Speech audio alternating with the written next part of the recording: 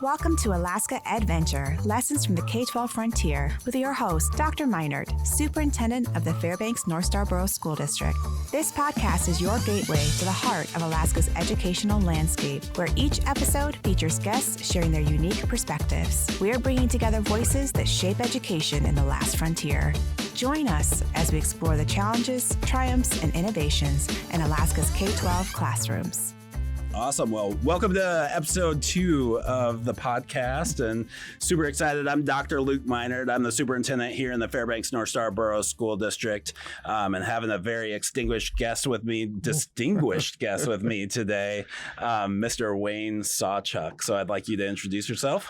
Well, thank you. Wayne Sawchuk. I'm the Districtwide Activities Coordinator for the Fairbanks North Starborough School District in my first year in this position.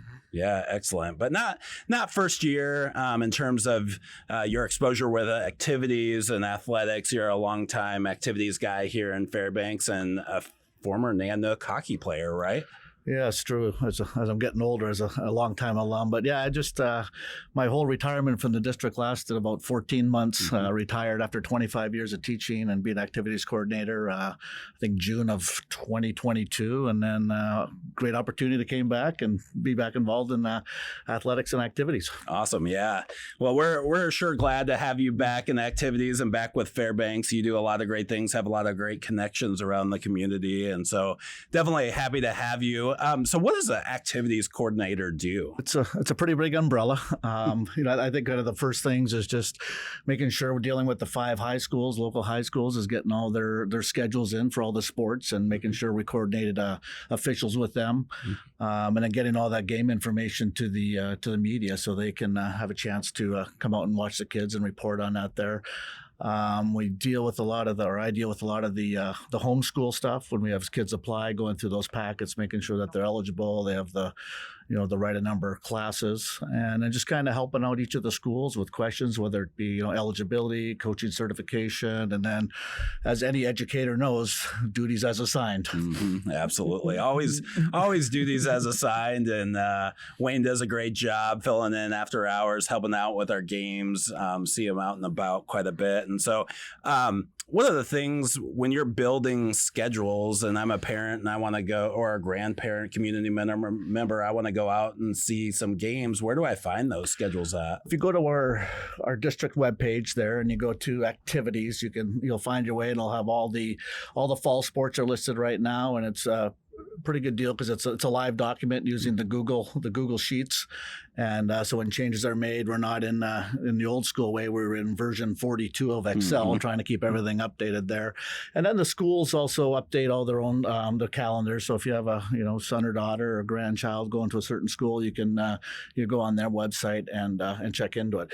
And another great opportunity too is just maybe not to jump too far ahead here, but is even opportunity through NFHS, the console there, where they can go on, and we have now the Pixelot system that's in the gyms and does a live feed where they can watch the volleyball and football right now, flag football, and then once the rest of the sports going in the winter sports, an opportunity to watch in the comfort of your own home. Yeah, that's great. That NFHS Pixelot system is definitely a game changer, I feel like, for both community members that might not be able to get out to our games but still want to participate and see what our kids are up to. They can tune in from the comfort of their couch, as you said. But then also, as our students travel to other school districts, some other school districts in the state have Pixelot cameras as well. Is that correct? I know the Valley does. I'm not sure about all the Anchorage schools, but usually they have some kind of streaming, whether it's the great Pixelot system or the even Facebook Live. It's but there's the great opportunity. And remember, I was the activities coordinator at West Valley, we'd always get, "Are you streaming? Are you streaming? Are you streaming?" So it would have been great to have had that Pixelot during COVID, but we do have it now, so I appreciate that. Yeah, absolutely. And I think you mentioned it, but I do want to highlight, one of the beautiful things about the Pixelot system is it's low touch, so you don't always have to have somebody there that's moving the camera back and forth. It has some smart technologies built into it, and so it can follow the flow. With that said, I know you and the IT team do a lot of work to make sure that it's up and going for our games, and we just, we're happy to provide that service for folks. It is a subscription service, though. Is that correct? Yeah, I think it's not bad. I think it's unlimited viewing. It's $11.99 a month, which is I think pretty cheap fee, nowadays fee. And I was actually at a volleyball game last night, and I was just going to see what the link was like, and it was probably about 30 seconds behind live. I was kind of following along, so I thought that was pretty good. Yeah, that's not bad at all. And $11.99, I mean, for unlimited games, not just here in Fairbanks, but nationwide on that NFHS network, that's not bad. I mean, I think that's similar price to maybe attending a couple home games. What is kind of the price range of activities in terms of if fans want to come out and support our student athletes or other students in activities? What are we generally charging these days to get into events? I think the common as our region is we're at $5 for adults and $3 for senior citizens. I think $2 or $3 for students. And a lot of them have special nights, especially with the homecoming week, and wear your school colors, get in for free, and just get the students involved, which is I think is very important to show that school spirit. I think we lost a little bit of that during COVID, and it's nice to see it coming back when the gyms are getting some kids in there, students in there. Yeah, that's great. Well, and I think that's a perfect segue into why are activities so important for our students? Lots of reasons. I think starting off, just that sense of being part of a team, that social part of it there, especially when they come into high school and they maybe have them coming from 3 different middle schools, they create a different friendship group. And I think it's the long-lasting relationships that activities get. And when when you get older and you're starting to go to a reunion, your high school reunion of 10, 15, 30 years, and talking with, I think, past teammates, and it's never the wins and losses you really talk about. It's remember that time we were on the bus, or remember when coach did this at practice, or, we were staying at that school, and those were the memories. There was never the wins and losses. So, this is the social part of it. I think academically it's unbelievable, just because it's, the kids have a certain grade point average they have to maintain. It keeps them on track for graduation. And as far as the attendance, fact that their attendance is much better when they're in activity. Yeah. Which kind of helps out, obviously, with their grades twofold there. I think just that sense of being with a team and belonging to that school and that community, I think it creates a long-term, I think we call them soft skills now. I don't know if I like the term soft, but just kind of dealing with teammates, dealing with coaches. You're not always going to like your teammates, not always going to like your coach, but creating those skills that can help you out later on in life. Yeah, absolutely. So many lifelong skills coming away from activities. I was an athlete growing up, and one of the things, when I was thinking about this podcast that I've really appreciated from participating in activities as a youth was dealing with failure. A lot of times we look at failure as something that's negative, but it really isn't. It's just a learning experience, right? And in sports and activities, it provides a safe space for that. We just automatically kind of assume that's normal.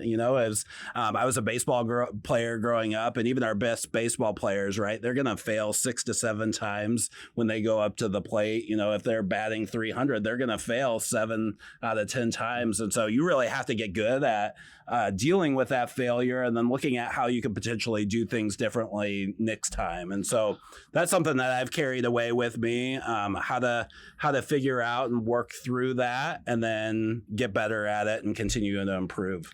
And definitely athletics or activities that does give you that opportunity. Like you said, there's going to be some failure or losses, right? And I can't remember who said, I think it was a coaching clinic, and coach said, yeah, it's not a loss. L is not a loss. It's a learning opportunity. Yeah. So that's make a bumper sticker out of that one there. But it's a lot of good life lessons, I think, that we learn through sports. And like you said, with the baseball, you can fail 7 out of 10 times and make $20 million a year. Yep, and you're still one of the best players on the team. So that's pretty amazing there.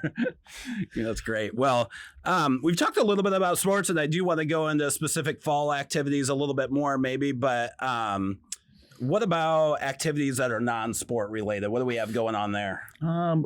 Actually, I attended last week, my first Region 6 student government meeting there. It was very enlightening, and I had a smile on my face looking at our future leaders. And how they were running a meeting, follow Robert's rules, and kind of listening to all their opinions, and how they, and some good little arguments and debate between them there. And then actually in a couple of weeks, our school district, Fairbanks Northborough School District, is going to be hosting the statewide government. That'll be over at West Valley statewide conference there. That was supposed to happen, I believe, about 3 years ago during COVID, and got canceled. So they get an opportunity to do that there. We have a lot of great activities. I was kind of talking to some of the different schools and how each have their own little opportunities there. Like North Pole has a barbecue club, right? I wish I had that. Yeah, absolutely. There, an opportunity there. So just kind of those life skills there. Shout out to the barbecue club. I'm willing to come test any food that you've got coming off the grill. So I'm trying to think now too with the as far as the Academic is coming up there, and there's plenty of opportunities and what's Academic for folks that don't know? In the education circle, we throw out a lot of acronyms. So what is Academic? I would trying to think of the right terminology here to or just a general overview. Yeah, of it's just kind of I guess they have their different fields and topics there where they're studying up on there. We had when I had my chance at West Valley, we had some great teachers that always wanted to do it and took them on. There's it's a state activity there, so I don't know if you want anything more out of that one there. I'm just. No, that's excellent. I know Lathrop High School has a long-standing run at being Academic champions, has some championships, and student individuals that have gone on to national and performed really well. And so that's one of those student activities that, students are passionate about. We have a really good track record of it here in Fairbanks. And I know another great one there is Lathrop also does a great job with their ballroom dance. If you've ever had an opportunity to see them, they're good. Like they are really good. I get jealous almost. Wish I had an opportunity in high school to do that. So, and then maybe they'll let you guest and come in and dance with their team sometime. But yeah, they are definitely excellent. I always like watching them perform. And then I know another one there too. You're a big fan of is Esports. Yep, absolutely. So Esports is coming up quickly. Is that correct? Yeah, that'll be starting next week, and they have a fall and a spring season, so it's gone long, and I think there's a lot of opportunity for kids getting scholarships and continuing on with that. There, they kind of found a need, and I think that's a great thing. Is we have a need for an activity, a sport, a club for all our students. Yeah, that's awesome. So for those that don't know, I am pretty passionate about esports. I brought esports to the high school landscape here in Alaska. Oh man, must have been 6 or 7 years ago now. Can't remember the exact date, but we had a group of students. I was working in the Yukon-Koyukuk School District that were passionate about esports. I'm a Boise State alum, and they have a great esports team at their collegiate level. And I was looking at what they were doing, and they were offering all kinds of scholarships for students to participate in this esports. And I was like, what is this? And the more I got into it, I was like, this is a great opportunity for students here in Alaska. And so ran a grassroots league for about a year, and then worked with ASA to bring it on as a officially sanctioned high school activity. And the beautiful thing about esports is it does generally bring in students that might not be connected in a different way through other activities. That first year I ran the esports league, 60% of our students had never participated in a high school activity. And as we're talking about the importance of activities and being engaged in that greater school community, what a great way to reach out to some students that hadn't been engaged already. Yeah, 100%. And I know just from the experience of being around it too, and the opportunity for them to compete against kids on the East Coast. I remember there was some time zoned, 4 o'clock here, 8 o'clock there, and trying to make that work. But them just to kind of be nationwide, what a great opportunity. Yeah, absolutely. Well, anything else coming up? Any regional events folks should be aware of? State events? Any other right things? Right now we have tennis regionals going on at the Dan Rammers Courts over at Lathrop High School. I think they start right at 3 o'clock today, which is probably postponing this podcast anyways. Well, we'll see. We'll check out the scores later. But so that's going on right now. We have a couple weeks 7 and 8 left in football. Then be heading to state tournament playoffs there, and with our 3 local schools at the Division II with Lathrop, North Pole, and West Valley, some good opportunities. Soldotna is still a tough school, so that's a big train to go through. Like I said, the cross-country regionals and volleyball still about a month away from their district. So we're kind of winding up our fall sports there. Wrestling starts next week. There's a lot of opportunities and a lot of moving parts right now. Excellent. Yeah. Well, Definitely a lot of opportunities. I try to make it out to as many activities and sports as I can. If you do see me in the home team colors, that's kind of my thing. People are like, don't you have to be neutral? And I'm like, nope, I wear the home team colors.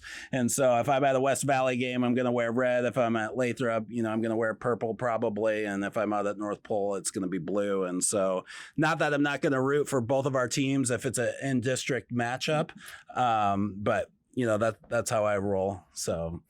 How do you want to close things up? Is there anything else that you want to touch on today in terms of activities that you want folks to know about? I just think that it's, get out there and do something. We have a big smorgasbord opportunities. And if you are interested, I know there's always been announcements at school. Go on their webpage. I know some of them you have to still do your big teams and go get your physical, a lot of paperwork and lead up there. So if you are planning on doing activity, kind of jump on that there, take care of those grades and, give yourself to be involved in your school community. Perfect. Lifelong lessons. Perfect. Yeah.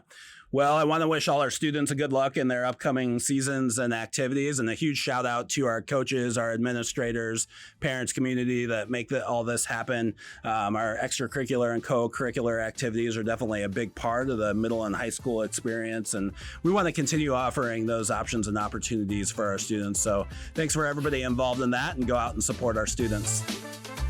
Thank you for embarking on this Alaska EdVenture with us. Hit that subscribe button and we'll meet you on the next episode.